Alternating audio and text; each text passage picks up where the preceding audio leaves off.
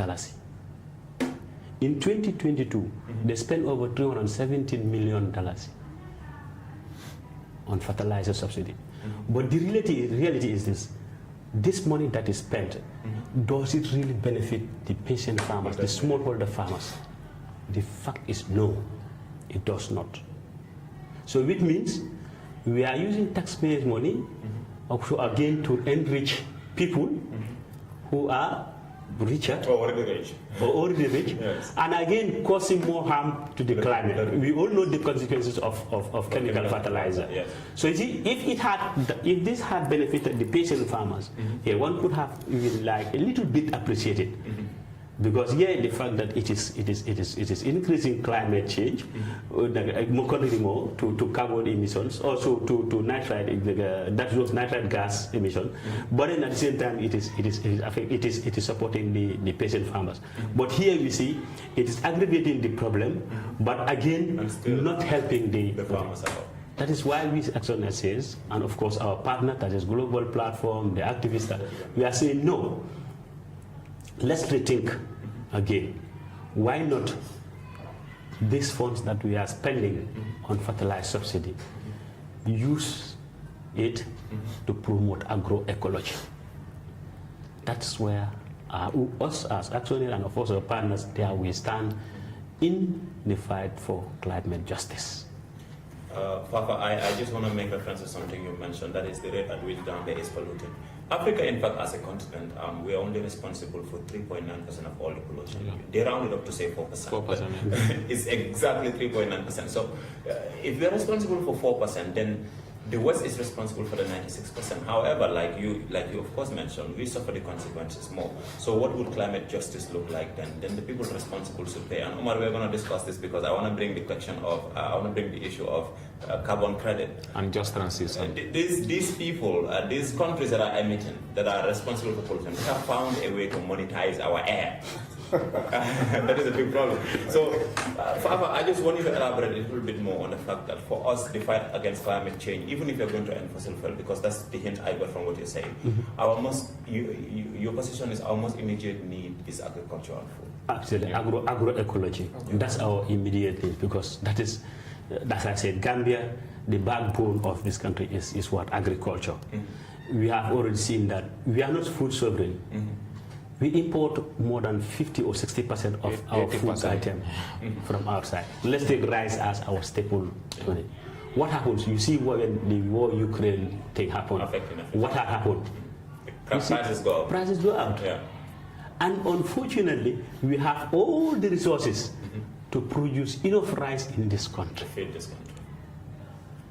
So we are saying, what you're saying is, let's look at agroecology. Look at that very vulnerable poor farmer who do not have simple farm equipment. Support the individual with a donkey, a silo, and a seeder, and you can make great changes in that guy's life. You will be able to ensure his food security almost by 60% if you do that. We are saying that, you see, when rain comes, what happens? A lot of rains, but then flow into them. Can we find means of capturing that and reserve it? So that our livestock, if you go to places like the URR, what happens between between April and June of the following year? They migrate. Why? Because they do not have enough water. What would happen if we had find means of capturing that rainwater as a reservoir? Those animals could have used it. But because that is not done, they migrate. And when they migrate, the family is losing the milk that they were supposed to enjoy. They are missing that farmyard manure that would have to regenerate the soil fertility. So they are using a lot. So we are asking government to rethink and see how we can invest in agroecology. That would be more beneficial to our smallholder farmers than the subsidy of fertilizer that the government is currently doing. Thank you, Papa. Now we go to my boss, Sebo. It has been me and you since before the 15, mobilizing, organizing. So my question will actually go to some of the activities that were conducted, particularly the stakeholder dialogue. I was at the stakeholder dialogue, So, and some of the discussions were interesting. For me, what do you think was the most fundamental outcome of the stakeholder dialogue, and how do you think we can focus on that to build on the impact that we want to see out of this celebration, especially on what came from the representative of the Ministry of Environment? There were a lot of discussions about the options available to Gambia when it comes to dealing with the issue of not just fossil fuel, but also the issue of food insecurity. Okay. Right? So what do you think was the most fundamental outcome of that engagement, and how do you think we can build on some of the discussions that happened on that day? yeah, thank you very much, Cherno. I think that day was a very important day, and one thing that I was very excited about, I can see young people enthusiastically, talking about change that we want. And in that change, they talked about attitudinal change, and which themselves said, obviously, we are not doing well in terms of our attitudes towards climate change. And they also talked about, the wider coverage of talking about climate change going down, trickling down to the communities. They talked about that. So for me, that is a very interesting point. And at this point, it is not only GP Gambia that was present at that seminar. We have a lot of youth groups that were there. So if all those discussions that we talked about climate change are, exposed to our local farmers, I think we are going to make a big impact. Because I can hear some of the young people saying, whenever we sit at forums of such, we just talk and go, nothing happens. So, but they took the promise that this time it's not going to happen like that. They will go back, engage people, and talk about climate change. And Chairman, I just want to say this, either we agree or not, we either work on the climate change, but by force let us know that climate change is already working on us. In the sense that in my village, there used to be lake where, all the cattle and the small ruminants will go and drink during the dry season. They are no longer there, they are dry. So that is as an effect of climate change. They wouldn't know, but that is as an effect of climate change. And like Mr. Cham said, all the small ruminants or in fact cattle rearers, they will all migrate. And this is why our soil fertility will go down, because those are the ones that are used to ensure compost manure is retained within our soil. But that's why now every farmer is going for chemical fertilizer. And now us at Global Platform and in fact ActionAid is saying let's move away from that. We are saying let government change the financing of the fertilizer to support local farmers to make compost manures. The amount of money that we are spending on chemical fertilizer, if we are spending that on making of the compost manure, by now, all of our farmers will be rich. They will be rich because that money will stay. It will circulate within our economy, and in fact, a lot of issues that are affecting us in terms of climate change would have reduced. It would have reduced. So this is why ActionAid and Global Platform and other partners, activists, are calling the attention of government. This is what we can do. We can advocate. We can engage communities. But the people with the right policies and the laws is the government. So that willingness has to come from the government. So this is why we don't leave the government behind, and this is why we have the Deputy Permanent Secretary, Technical, that is Mr. Boubacar Zahid Jallo, who came and discussed some of these pertinent issues with us. So I think it was great, and we did not stop there because we are saying action, climate action. So we believe it cannot just be talking, and that's why we went to Ozone Bay. We planted some, dwarf coconuts to ensure, even though we don't have that big financial muscle, but we want to show our contribution. We want to call the attention of the people. It cannot be business as usual. We go to the bush, plant trees. When bush fire comes, burns everything. But we can go to the space, and say we have planted 1,000 trees. But the impact is what is important. And for us at Global Platform, we want to see in the next 3 months, we want to go back to Ozone Bay and look at it and see whether the dwarf coconuts that we have planted at that place, whether they are doing well or not. In that way, we will know whether we have made impact or not. But we cannot just sit and say, this is the number that we have planted, and it's just there. Sometimes it goes down to statistics. Omar, we talked about the stakeholder dialogue, and something very interesting here for me, and I think you would be the right person to talk about this. That is the NDCs. Yeah? Right. So the nationally determined contributions, right? I have an issue with the NDCs, Omar. Our contributions to climate change is not the same. Our pollution is not the same. So why should countries be allowed to deliberately decide how much they want to contribute? I think they should. I think it should be proportionate. I'm bringing you in here, right? I think it should be proportionate. And I also want us to talk about the issue. I want us to talk about the question of the NDCs first. What exactly does it mean, especially for Africa and countries like the Gambia that are suffering the consequences of climate change more? And two, with regards to the Paris Climate Agreement, there is already, it has already been confirmed that if we continue the trend at which we are at right now, we cannot achieve the 1.5. In fact, the question is whether we'll achieve 2.0 or 2.5, right? Which is very bad. So my question is, with regards to the NDCs, what does that actually entail, and what does it mean for Africa and Gambia in particular? And how does the concept of carbon credit play out in this whole fight, especially against reducing consumption of fossil fuel and more pollution to the environment? Yeah, I will definitely try to respond to all the questions. There's a lot of questions. Exactly. So, but to begin with the NDCs, Fafa talked about the NDCs at some point, and yeah, I wanted to say something about it. Because these are nationally determined contributions. As you said, countries have to determine what they can contribute. Yes. So yesterday was marked the Polluters Pay Day, where campaigners across the globe are using a common hashtag, make polluters pay. We have to make the polluters to pay because they are emitting. And unfortunately, as you said, Africa contributes less than 4% of global emissions, yet we carry the brunt of the impacts of climate change, which is unfair. But it comes back to the concept of just transition. We're not saying let's just transition, but we're saying the process of transition have to be just. Have to be fair. What it is calling for, as per the Paris Agreement, is the biggest polluters should stop emission now, immediately. And countries that have contributed insignificantly to the global emission, historic emissions, should gradually transition to renewables. But we have seen our country, the Gambia, anything that comes out, we just jump to be the first to sign. We have just jumped to sign the NDCs. But in reality, are we even working on the NDCs? You see, signing the document is one thing, but if we are to transition, are we transitioning? Well, at the COP26, we were named as the only country that is meeting our global exactly. But the reality, the reality is, what investment have been put into alternatives like renewables in this country? We have seen the car power ship docked in Banjul from 2018 to date. It's emitting, it's consuming fossil fuel, for God's sake. What is the level of transparency into that contract? What's the level of accountability? Why can the government think about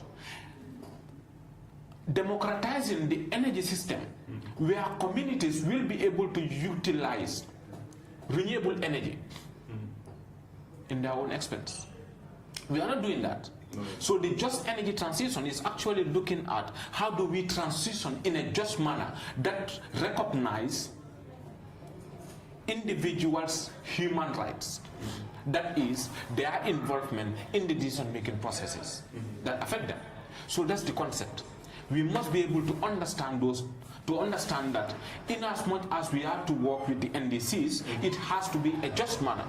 I've said this in the conversation earlier on, that we are working within a financial system, we are working in a capitalist system that is colonial in nature.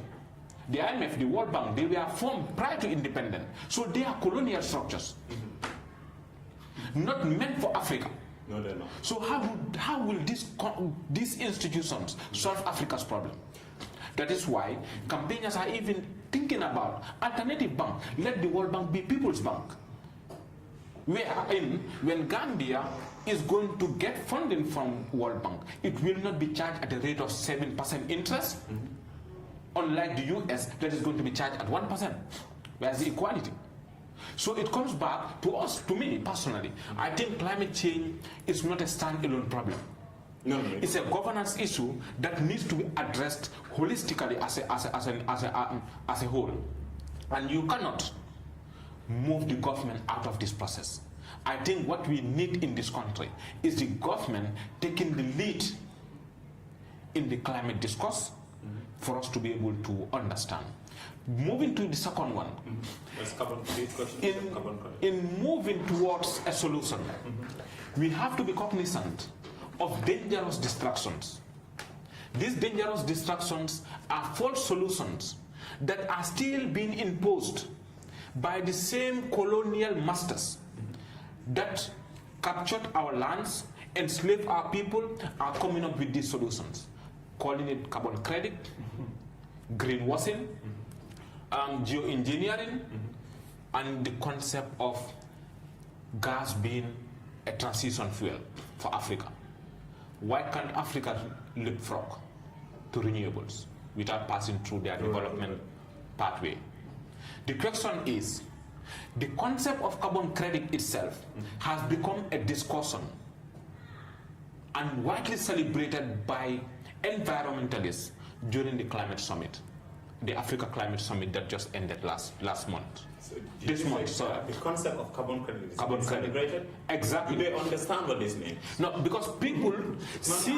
It's serious. Omar, we can talk about the redefication of Africa, right? Exactly. Emissions through desertification and deforestation. Exactly. And some of these ideas that came out, okay, so to the viewers listening, if you don't know what the concept of carbon credit is, the idea is this, yeah? If I own a company that actually emits fossil fuel or emits greenhouse gases, it's not my contribution, my way of stopping or being responsible or being accountable for my emissions is not that I'm going to stop emitting those greenhouse gases. I'm going to probably have a deal with Omar here, who's going to have hundreds of acres of land where he plants trees, and these trees are replenishing the environment. They're replacing, they're capturing the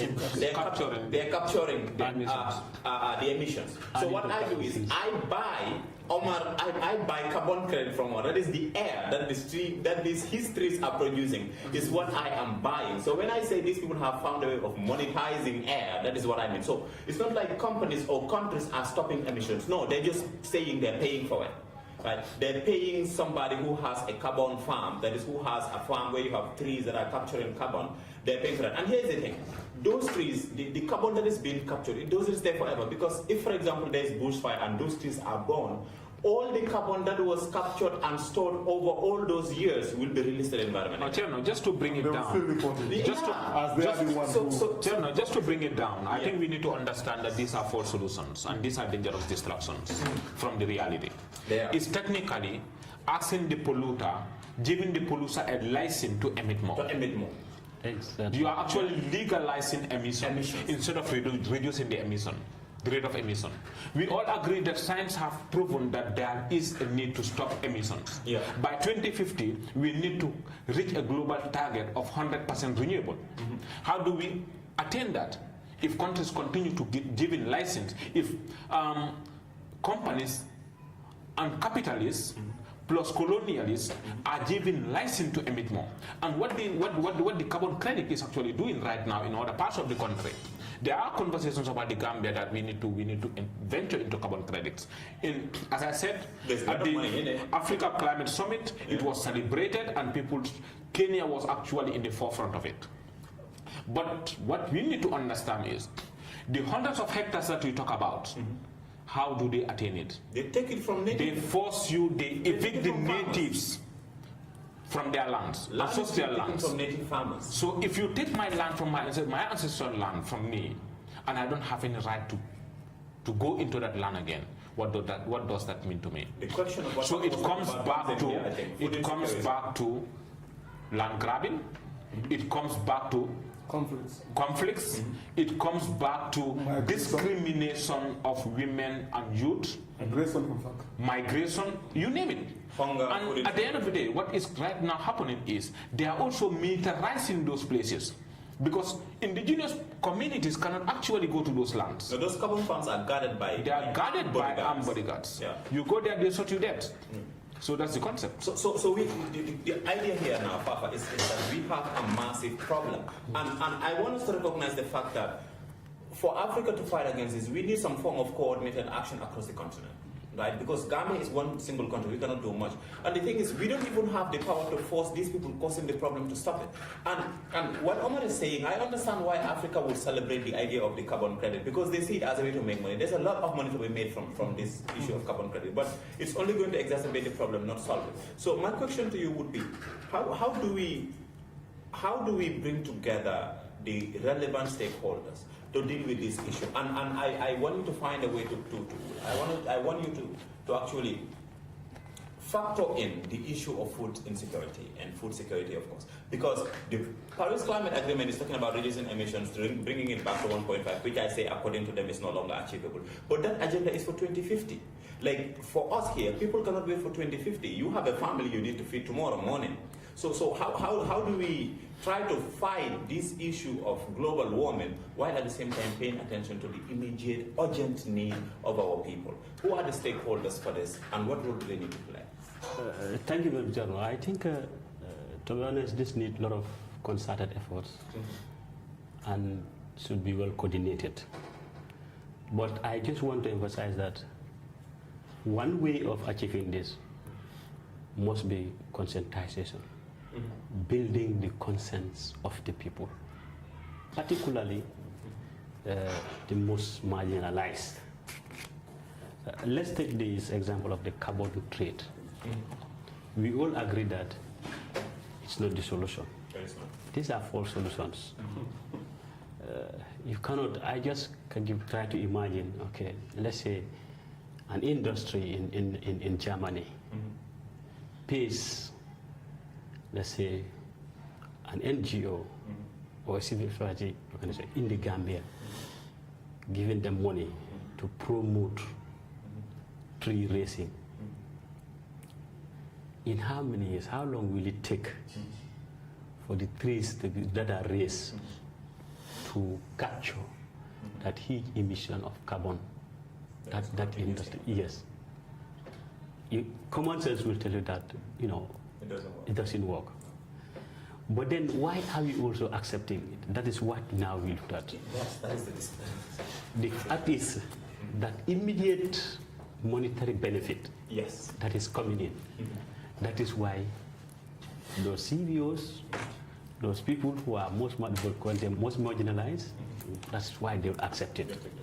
Because let's say you bring just a $20,000 to, let's say, 20, 50 households. And you do not tell them what that 20,000, where is it from, and why is it to you? Because that farmer, that head of household, is dying in need of the 20, he or she accepted.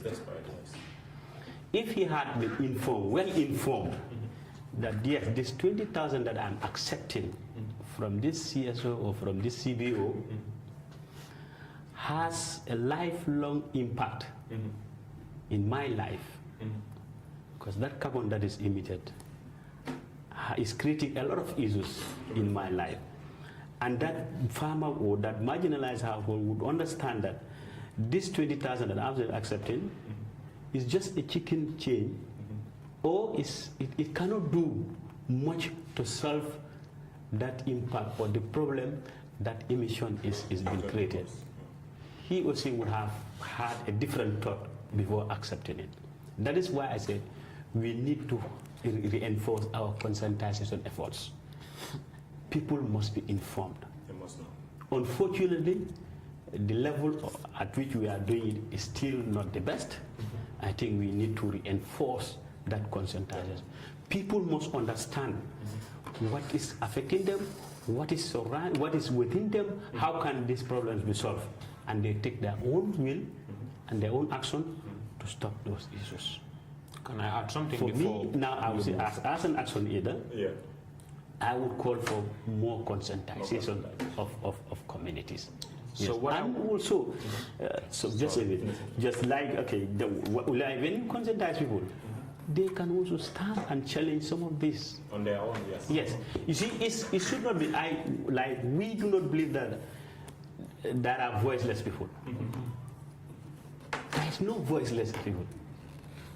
What we need to, you cannot be voice of the voiceless. No. That's a bad one. People should be speak for themselves. Yes. So what we need is let's conscientize them, and then they begin to challenge them. If communities are well sensitized, anybody who gets to that and say, yeah, we want you to propagate it, and we pay you.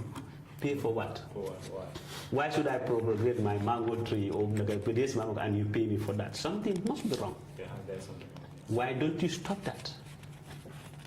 And I think this is where we should go to. That's very important. We must coordinate our efforts, increase our conscientization, and then now support those people, of course, to speak for themselves and challenge issues. Yeah, so what I just wanted to add on to Fafa's point before you move on to Sehu is the fact that it's good that we conscientize our people, but we need to understand that these decisions are made at the highest level. So engaging with our authorities to have an understanding of the impact of what they are trying to bring in matters a lot.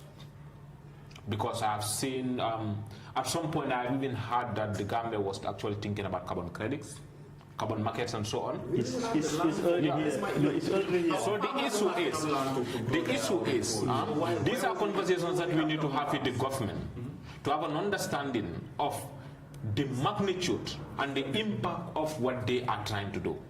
It is going to take the lands right of communities to the colonial masters, and the same scramble for Africa that we're talking about is what is coming back again.